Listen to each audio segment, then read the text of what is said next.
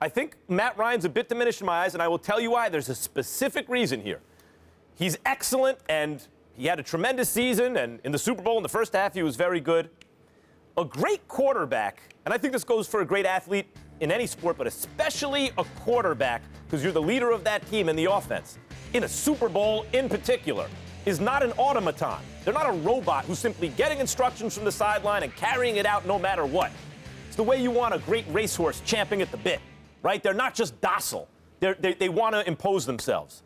And when things weren't going right, and they're calling passing plays from the sidelines, and everyone with a passing familiarity with football knows you run the ball here. You're already in field goal range. You run the ball twice, you're not going to lose any yards. Even if you lost a yard or two, you're likely to kick a field goal and win the game. It's a two-score game. Game's over.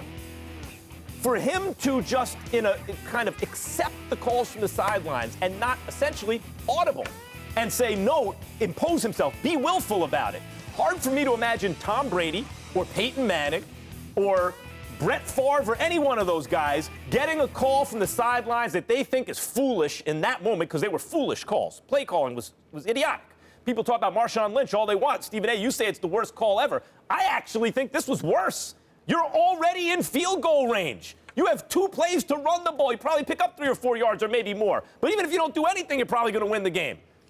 To go to passing plays in that situation and have the quarterback just accept it, you have to be more willful in that situation. That's a leader. I think the great quarterbacks that you can think about, Bradshaw, anyone, the leaders say, we're running the ball, and the Falcons win that game. And for that reason, I didn't see the requisite leadership in the moment of truth from Matt Ryan.